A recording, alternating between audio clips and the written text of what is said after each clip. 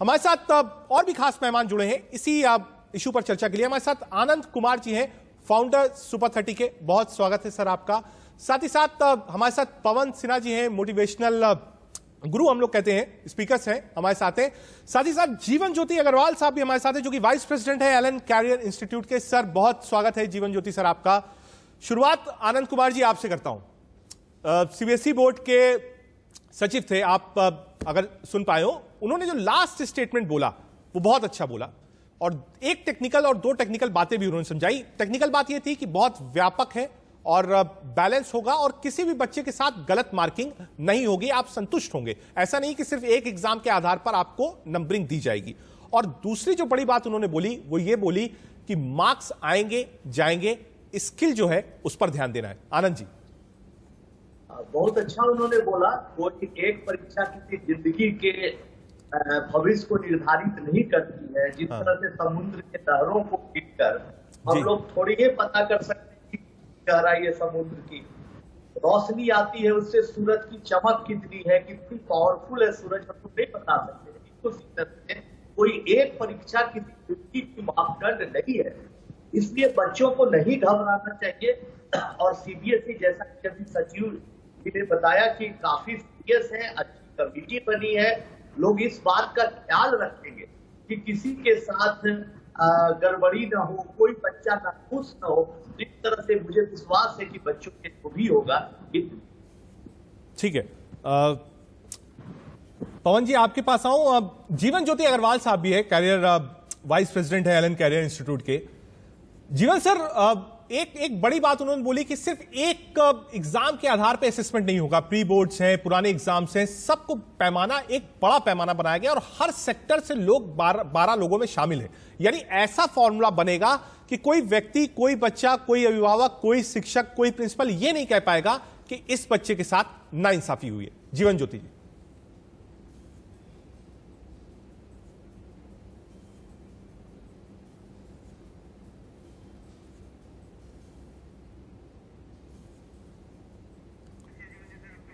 जीवन जी आपको आवाज मिल रही? हाँ।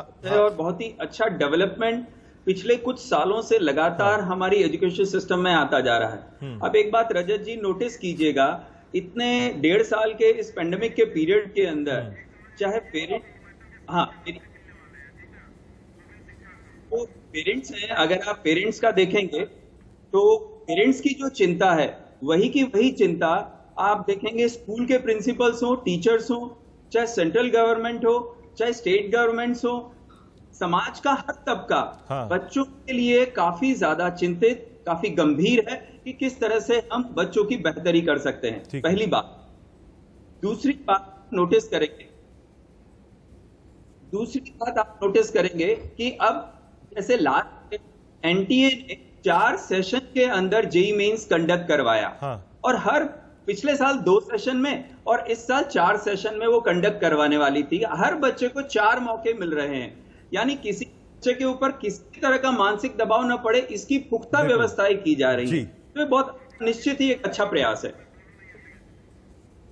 जी ठीक है। जीवन जी एक मिनट आपको रुकूंगा, एक बार पवन सर के पास चलते हैं। पवन सर, टेक्निकलिटी आपने समझी, कैसे बनाया जाएगा सब कुछ समझा, लेकिन अनुराग त्रिपाठी जी की सबसे बेहतरीन लाइन, लास्ट लाइन थी इंटरव्यू की, जो उन्होंने कहा कि कोई एग्जाम आखिरी नहीं होता, और आज मुझको या आपको भी नहीं पता कि 11th और 12th के प्री बोर्ड्स में या मिड एग्जाम्स में क्या होता है। स्किल पर ध्यान देना है।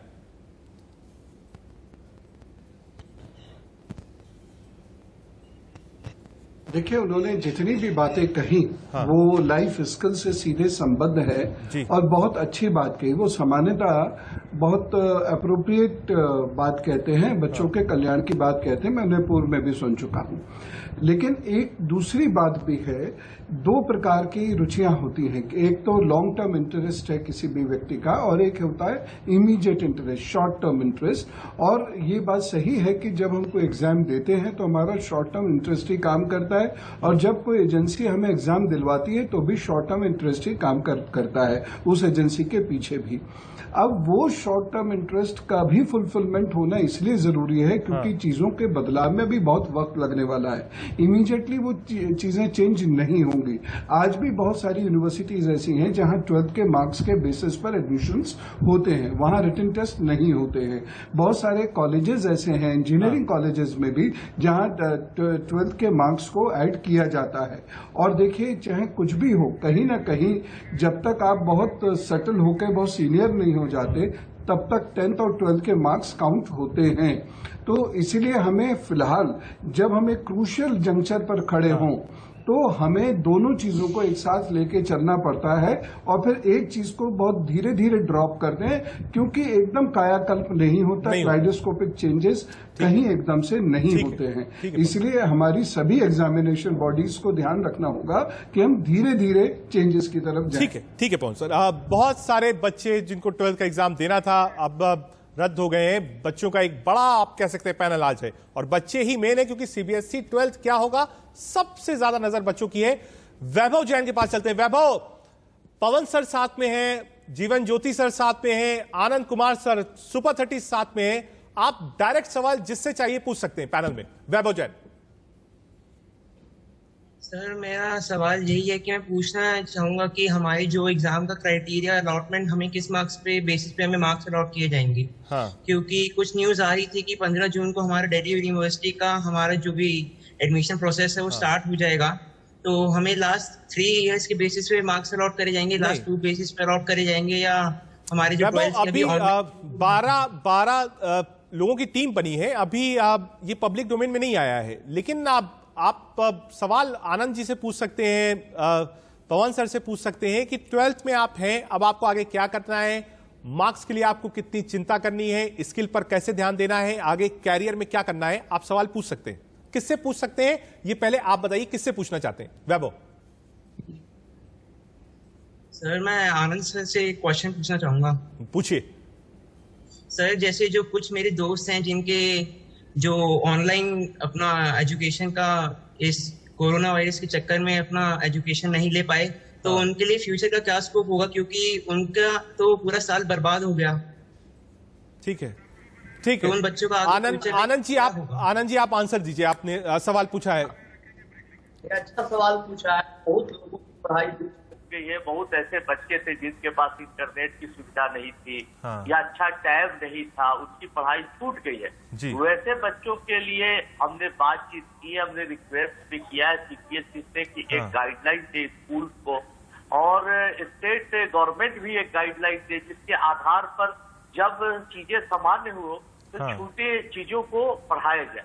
आईआईटी भी का कहना है और बड़े बड़े और ऑर्गेनाइजेशन का कहना है कि इस बार जो बच्चे हमारे पास आएंगे उनकी 12th की भी पढ़ाई, 11th की भी कुछ पढ़ाई हम लोग जरूर कराएंगे, जिसको ब्रिज कोर्स करते हैं। तो ब्रिज कोर्स होगा, इसकी व्यवस्था सब लोग कर रहे हैं। इस बात का ध्यान है कि पढ़ाई अधूरी है, पूरे ढंग से नहीं। ठीक है आनंद जी आप हमारे साथ रहिए, पवन सर आप भी रहिए, जीवन ज्योति सर आप भी रहिए, और तमाम स्टूडेंट्स 12th वाले हैं वो भी हमारे साथ रहेंगे। एक छोटा सा ब्रेक लेना है, ब्रेक के बाद समझेंगे कि आखिर 12th के बाद एस्पिरेशंस क्या होने चाहिए बच्चों के, इस वक्त बच्चों को क्या करना चाहिए, इस एग्जाम्स के जो रिजल्ट्स आ रहे हैं वो बच्चों, माता पिता और जितने भी टेक्निकल एजुकेशन से रिलेटेड लोग हैं उनको कैसे लेना चाहिए। एक छोटा सा ब्रेक, आप देखते रहिए इंडिया न्यूज।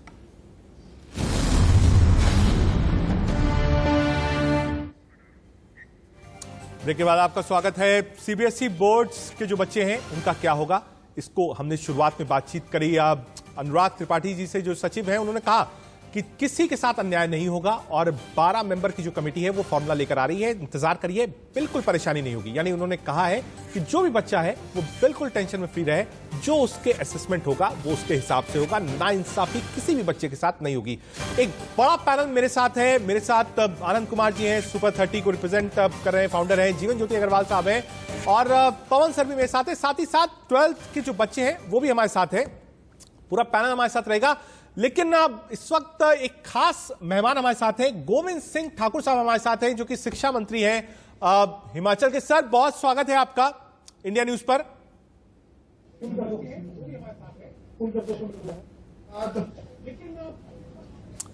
सर, बड़ा फैसला कि सीबीएसई के एग्जाम्स नहीं होंगे, बोर्ड्स के भी एग्जाम्स कैंसिल किए जा रहे हैं।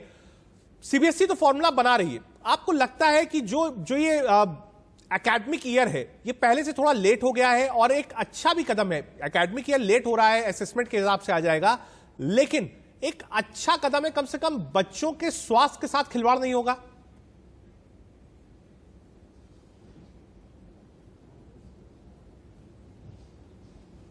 आवाज बंद हो गई। आवाज मिल रही है गोविंद सिंह जी? आपको आवाज मिल रही है मेरी?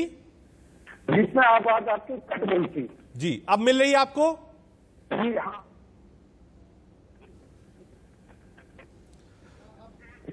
गोविंद सिंह जी, एक अच्छा और बड़ा बोल्ड फैसला प्राइम मिनिस्टर ने लिया कि इस बार एग्जाम्स ना कराए जाए। कोविड काल है, थर्ड वेव की दस्तक है, बच्चों पर कहर बरपा सकता है कोविड। एक बड़ा बोल्ड डिसीजन प्राइम मिनिस्टर की तरफ से, एग्जाम्स नहीं होंगे इस बार।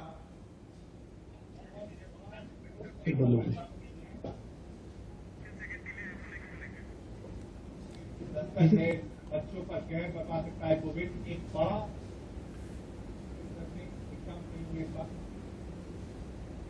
मैं आपकी बात का उत्तर भी देता हूं, लेकिन क्षमा चाहूंगा कि बीच में जो आपका प्रश्न था, बात करते करते बीच में आवाज भी ब्रेक हुई थी और इसलिए पूरा प्रश्न मैं आपका सुन नहीं पाया। आपने कहा कि भारत के प्रधानमंत्री ने 1 जून को एक बैठक की और जिसकी अध्यक्षता भारत के प्रधानमंत्री नरेंद्र मोदी जी ने की है और जिसमें यह कहा गया कि सीबीएसई बोर्ड की सारी परीक्षाओं को रद्द किया जाएगा और बच्चों को एक क्राइटेरिया के अंतर्गत प्रमोट किया जाएगा या पास किया जाएगा।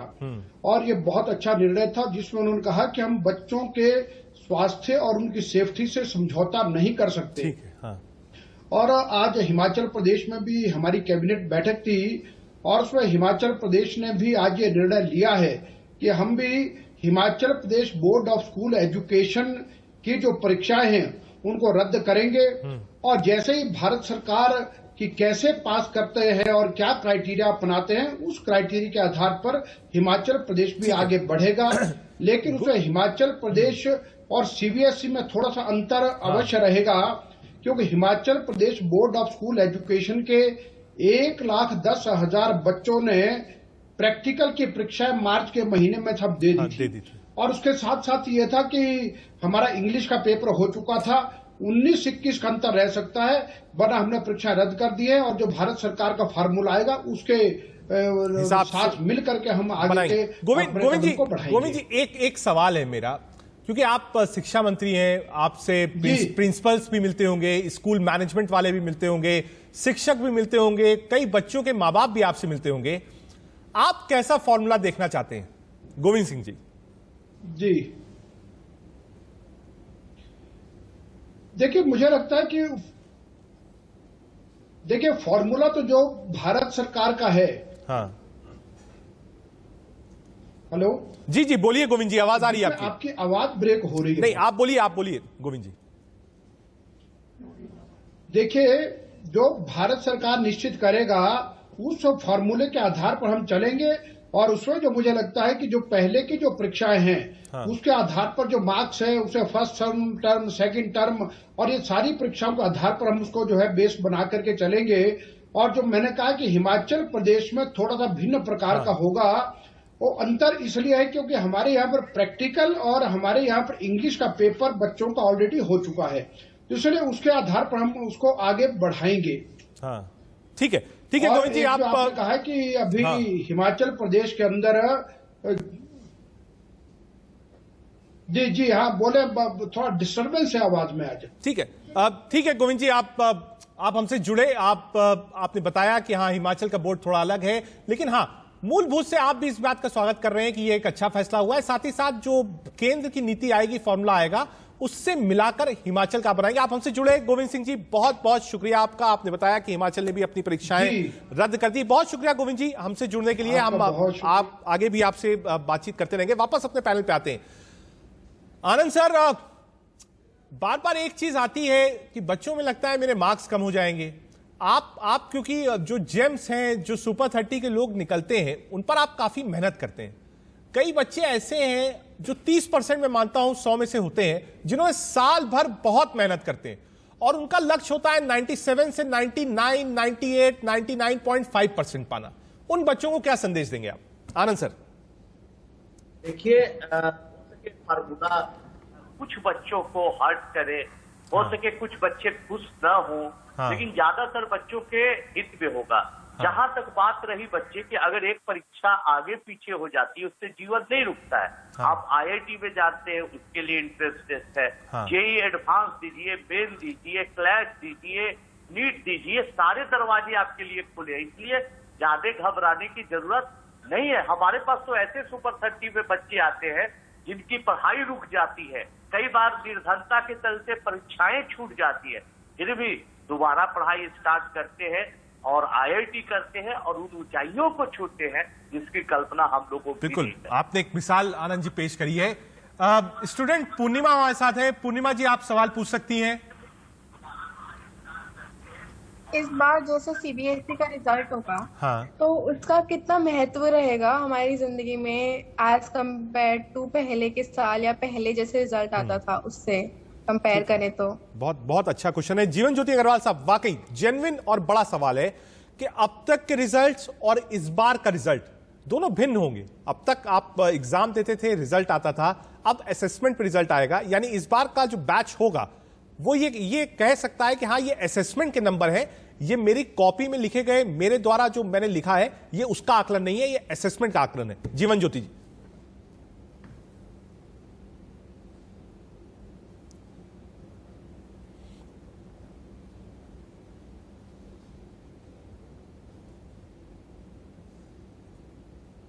ये एक अभी के समय में देखा जाए तो बड़ा प्रासंगिक लगता है, लेकिन आगे आने वाले सालों में जैसे कि अगर हम बात करें ग्रेजुएट के लिए, 12th के मार्क्स का बहुत बड़ा योगदान उस समय ग्रेजुएट होने के बाद में नहीं दिखाई देता है।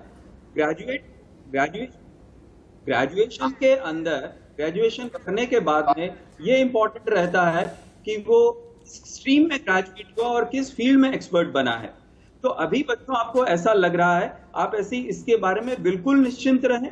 दूसरी बात कि जो असेसमेंट के भी मार्क्स होंगे तो ये भी आपके अभी तक के किए गए कामों के आधार पर, आपके मार्क्स के बेसिस पर, आपकी अभी तक की परफॉर्मेंस को ध्यान में रखते हुए ही बनाए जाएंगे। ठीक है। तो इसलिए इसका महत्व जैसा पहले था लगभग वैसा ही बना रहेगा। ठीक है। इसका कोई बुरा असर नहीं पड़ेगा, आप इस बात को लेकर निश्चिंत रहें बच्चों। ठीक है। अब एक स्टूडेंट उत्सव है। उत्सव जी, आप सवाल पूछिए अपना, क्या सवाल है?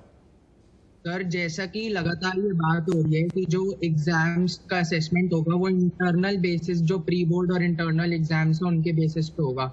तो जो प्री बोर्ड होते हैं वो हर स्कूल अलग अलग कंडक्ट करता है। तो किसी स्कूल के एग्जाम का लेवल हाई होता है, किसी के स्कूल का एग्जाम का लेवल लो होता है। तो उस केस में बच्चों के बीच में जो उनकी परसेंटेज की क्वालिटी है वो कैसे मैटर करेगी, पहला। दूसरा, जो बच्चे सेटिस्फाइड नहीं है, उनका जो एग्जाम होगा वो किस टाइमलाइन में होगा? वो कॉलेज के एडमिशन से पहले होगा या उसके बाद होगा? बहुत सारी क्वेरीज है, बहुत सारे वो भर। बिल्कुल ठीक है, बहुत सारी क्वेरीज है। आनंद सर, टेक्निकल सवाल है, आप ही जवाब दीजिए इसका। ये सही कहा, जो इस बार एग्जाम होगा उससे आपको फिर तो उसी जवाब को मैं दोहरा रहा हूं कि इससे घबराने की कोई जरूरत नहीं है। सब इंस्टीट्यूट अपने अपने इंट्रेंस टेस्ट पर निर्धारित करेंगे चीजों को। अभी हमारी बात हो रही थी कुछ लोगों से, यहाँ तक कि दिल्ली यूनिवर्सिटी है, बॉम्बे यूनिवर्सिटी, ये लोग भी इंट्रेंस टेस्ट लेंगे। इसलिए ज्यादा आप नहीं सोचिए। आप जैसे अभी सचिव साहब ने बोला, आप अपनी स्किल पर ध्यान दीजिए, मेहनत करिए, नॉलेज बढ़ाइए, सब्जेक्ट के गहराई पर ध्यान दीजिए, बजाय इन विषयों को सोचकर परेशान। ठीक है पवन सर, एक छोटा सा कमेंट आपसे चाहिए था, क्योंकि माँ बाप के लिए क्या संदेश है आपका, बच्चों के लिए क्या संदेश है, आगे जो इंस्टीट्यूशंस हैं जिनको इन बच्चों को लेना है 12th के बाद, जो इंस्टीट्यूशंस लेते हैं बच्चों को आगे, आप कह सकते हैं टेक्निकल एजुकेशन के लिए, कैसे बच्चे और माँ बाप एक दूसरे में बैलेंस बनाएं, माँ बाप भी बच्चों को समझाएं, जो 12th के टीचर्स रहे हैं या ट्यूशन टीचर्स रहे हैं वो बच्चों को कैसे मोटिवेट करें? पवन सर।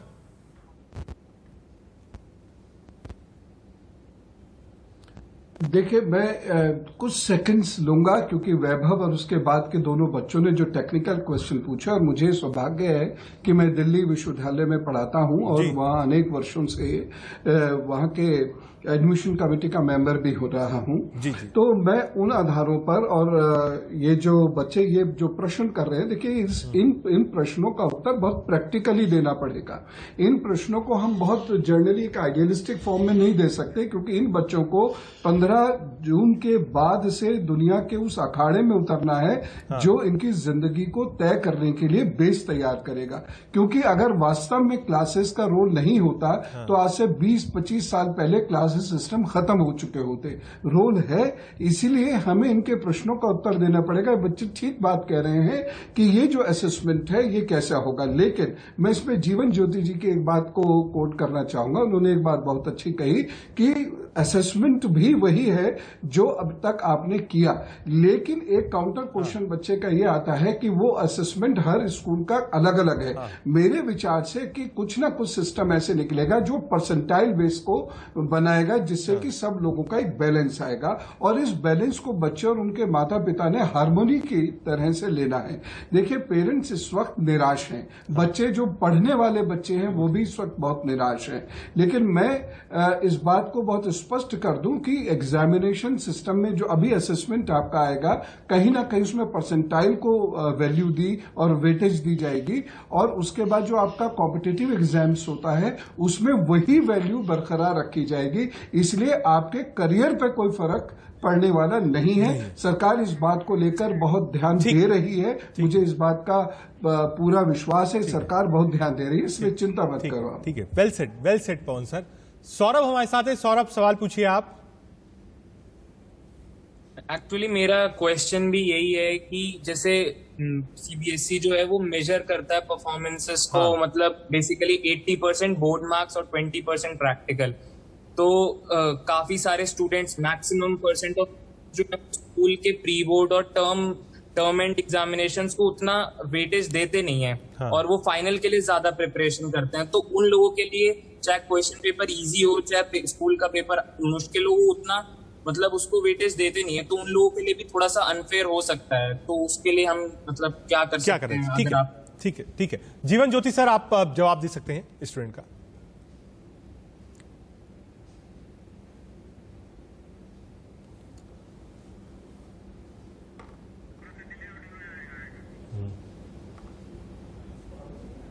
बिल्कुल रजत जी, देखिए बच्चों, आप लोग ये एक तो हम जिंदगी के जो अलग अलग पहलू होते हैं उसमें हर चीज 2+2=4 ही होती हुई नहीं दिखाई देती है। हम जैसे मैं एक छोटा सा एग्जांपल देता हूं, बहुत सारे बच्चों ने बहुत सवाल पूछे हैं। उनका मेजर चैलेंज ये है कि अलग सेट ऑफ पेपर में कैसे कंपैरिजन किया जाएगा। अलग अलग सेट ऑफ पेपर अगर स्टूडेंट्स दे रहे हैं तो उसमें फेयर कंपैरिजन कैसे होगा। बच्चों, मैं आपको बताना चाहूंगा, लगभग 12 लाख स्टूडेंट्स, 12 लाख बच्चे जेईई मेंस में 12th के बाद में अपीयर होते थे पिछले साल। अब की बार इस साल गवर्नमेंट ने 4 सेशन में जेईई मेन कंडक्ट कराने का डिसीजन लिया, और उन चारों पेपर में हर बच्चा अपीयर हो सकता है। कोई चाहे 3 में अपीयर हो सकता है, कोई चाहे 2 में अपीयर हो सकता है। पिछले साल ये केवल 2 मौके थे, इस साल बढ़ाकर 4 मौके दिए गए, ताकि बच्चों के ऊपर दबाव ना पड़े और उनको बार बार मौके मिलने से वो अपनी तरफ से पूरा प्रयास कर सके, संतुष्ट हो जाए। अब इसमें एक सेशन में बच्चों 6 से 8 पेपर होते हैं, तो अब उन पेपर्स के अंदर अलग अलग सेट ऑफ स्टूडेंट्स बैठते हैं, और फिर उन सबका परसेंटाइल बेसिस पर नॉर्मलाइजेशन होता है, और उन चारों में जो बेस्ट, मैंने अगर चारों एग्जाम दिए तो मेरा जो बेस्ट स्कोर है वो लिया जाएगा और परसेंटाइल बेस्ड लिया जाएगा, और ये रिजल्ट बनकर काफी फेयरली रीजनेबल एक रिजल्ट डेवलप होता है। और ये पिछले साल बहुत कामयाब तरीके से इंप्लीमेंट हुआ। तो जैसा पवन ने कहा, वो आजकल इन चीजों के ऊपर गहराई से अध्ययन करके एक बहुत अच्छी व्यवस्था बनेगी।